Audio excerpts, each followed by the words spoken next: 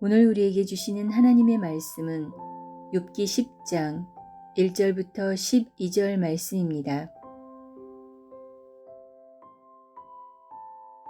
내 영혼이 살기에 곤비하니 내 불평을 토로하고 내 마음이 괴로운 대로 말하리라. 내가 하나님께 아뢰오리니 나를 정죄하지 마시옵고 무슨 까닭으로 나와 더불어 변론하시는지 내게 알게 하옵소서. 주께서 주의 손으로 지으신 것을 학대하시며 멸시하시고 악인의 꾀에 빛을 비추시기를 선히 여기시나이까. 주께도 육신의 눈이 있나이까. 주께서 사람처럼 보시나이까. 주의 날이 어찌 사람의 날과 같으며 주의 해가 어찌 인생의 해와 같기로 나의 허물을 찾으시며 나의 죄를 들추어 내시나이까. 주께서는 내가 악하지 않은 줄을 아시나이다. 주의 손에서 나를 벗어나게 할 자도 없나이다. 주의 손으로 나를 빚으셨으며 만드셨는데 이제 나를 멸하시나이다. 기억하옵소서. 주께서 내 몸 지으시기를 흙을 뭉치듯 하셨거늘 다시 나를 티끌로 돌려보내려 하시나이까. 주께서 나를 젖과 같이 쏟으셨으며 엉긴 젖처럼 엉기게 하지 아니하셨나이까. 피부와 살을 내게 입히시며 뼈와 힘줄로 나를 엮으시고 생명과 은혜를 내게 주시고 나를 보살피심으로 내 영을 지키셨나이다.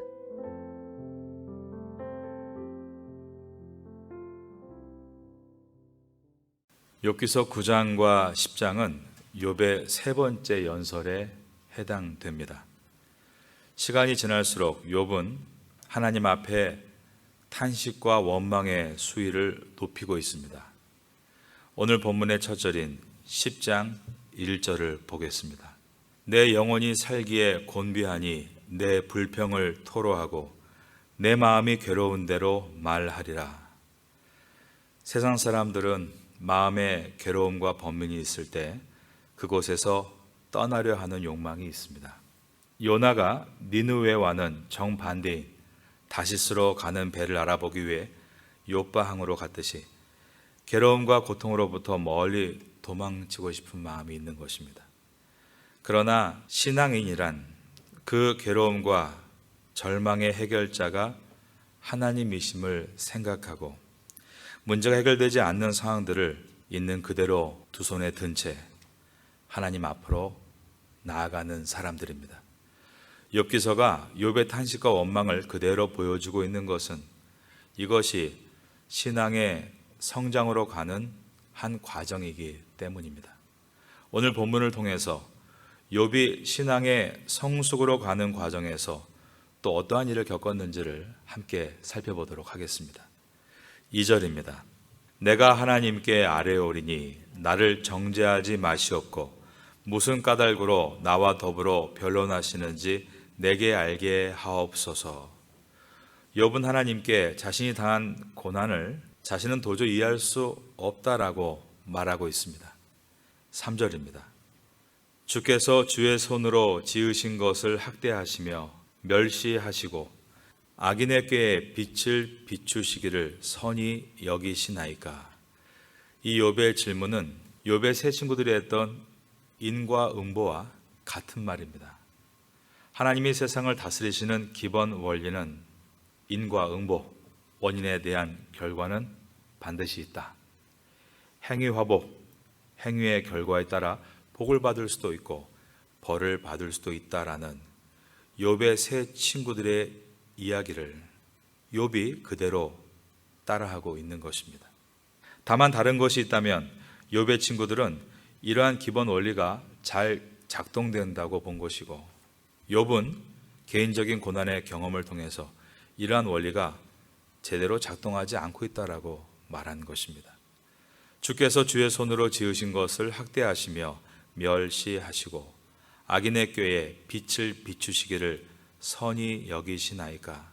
이 말 속에는 자신은 분명 하나님의 학대를 받을 만큼 잘못한 것이 없는데 하나님께서 자신을 악인처럼 대하시는 것에 대해서 억울함을 호소하는 것이었습니다. 그러나 이 말 속에는 또한 주께서 주의 손으로 지으신 것이라는 표현을 통해서 자신을 지으신 분은 하나님이시다, 하나님을 창조자로 고백하고 있습니다. 욥이 하나님만이 인생의 고통과 아픔의 문제를 해결해 주실 전능하신 분으로 믿고 있음을 보여주고 있는 것입니다. 욥은 하나님은 세상을 창조하시고 운행하시는데 필요한 지혜와 힘을 넘치도록 가지고 계신 분으로 알고 있었습니다. 그런데 왜 하나님은 악인들이 잘 먹고 잘 사는 세상을 만드셨는가 하는 의문을 갖고 있는 것입니다.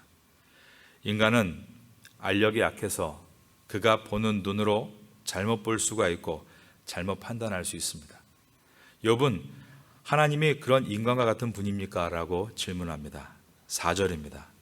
주께서도 육신에 눈이 있나이까? 주께서 사람처럼 보시나이까? 인간의 연약한 눈과 같이 하나님이 왜 상황을 정확하게 보시지 못하십니까? 라는 질문입니다. 욥은 하나님이 사람과 같이 시간에 갇힌 유한한 존재입니까? 왜 사람과 같이 자신에 대해서 잘못 판단하시는 것입니까? 라고 또 묻습니다. 5절과 6절입니다. 주의 날이 어찌 사람의 날과 같으며 주의 해가 어찌 인생의 해와 같기로 나의 허물을 찾으시며 나의 죄를 들추어 내시나이까? 하나님이 인간과 같이 실수하실 수 있으신 것입니까? 라는 질문으로서 자신의 억울함을 토로하고 있었습니다. 사람도 아니신 하나님께서 왜 이리도 잘못된 판단을 내리십니까? 라고 여쭈었던 것입니다. 이 말 속에는 하나님은 결코 인간과 같이 잘못된 판단을 하실 수 없는 분이시고 그러기에 자신이 악하지 않다는 것을 하나님은 분명히 알고 계신다라는 의미를 담고 있습니다. 7절을 보겠습니다. 주께서는 내가 악하지 않은 줄을 아시나이다. 주의 손에서 나를 벗어나게 할 자도 없나이다. 욥은 자신이 하나님이 직접 손으로 수고해서 만드신 존재임을 한 번 더 상기시킵니다. 8절입니다. 주의 손으로 나를 빚으셨으며 만드셨는데 이제 나를 멸하시나이다. 욥은 흙이었던 나를 하나님께서 의미 있는 존재로 빚으셨는데 다시 흙으로 돌려보내지 말아달라고 요청하고 있습니다. 9절을 함께 읽습니다. 기억하옵소서 주께서 내 몸 지으시기를 흙을 뭉치듯 하셨거늘 다시 나를 티끌로 돌로 보내려 하시나이까? 욥이 하나님과 함께 있을 때 그것이 얼마나 가치 있고 의미가 있었는가라는 질문으로서 그가 하나님과 지금까지 매우 친밀한 관계였다는 것을 보여주고 있는 것입니다. 우린 이것을 통해서 욥의 기도가 겉으로 보기에는 매우 주제넘기도 하고 예의 없이 보이기도 하지만 그가 살아있는 동안 얼마나 하나님과 친밀한 교제를 해왔는지를 느낄 수가 있습니다. 오늘 본문에서 욥은 하나님께 세 가지를 질문했습니다. 첫 번째 질문은 3절에서 하나님은 자기 피조물을 학대하시고 멸시하시며 악인이 더 지혜롭게 되기를 좋아하시냐는 것이었습니다. 둘째 질문은 4절에서 하나님이 사람처럼 왜곡된 시야를 가질 수 있으시냐라는 질문이었습니다. 셋째 질문은 5절과 6절에서 하나님이 욥의 잘못을 찾아내기 위해서 왜 인간처럼 시간적 제약을 받으시고 서둘러 결론 지으시냐라는 질문이었습니다. 이러한 질문은 내가 아는 하나님은 이런 분이 아니시다라는 주장입니다. 욥은 하나님이 어떤 분이신가를 잘 알고 있었다는 것입니다. 그러기에 자식이 부모에게 하소연하듯 친근하게 왜 이러시냐고 탄식하며 때로는 원망하며 그러다가 찬양하면서 그는 그렇게 자유롭게 주 앞에 기도하며 나아갈 수 있었습니다. 욥이 알고 싶은 것은 단순하게 왜 나에게 고통이 찾아왔는가가 아니었습니다. 우리도 그렇습니다. 하나님의 사람에게는 절대 고통이 찾아오지 않는다. 물론 우리도 옛날에는 그러한 초보적인 신앙을 가졌을 때가 있었습니다. 그러나 신앙생활을 해오면서 이제는 그러한 초보적인 생각을 갖고 있지는 않습니다. 욥이 알고 싶어한 것은 고통은 분명히 의인에게도 예외적으로 찾아올 수 있다는 것입니다. 그런데 하나님의 공의와 선하심이 예외적일 수 있는가라는 질문입니다. 오늘 본문에서 이것을 보여주고 있는 것이 바로 3절과 7절의 대립입니다.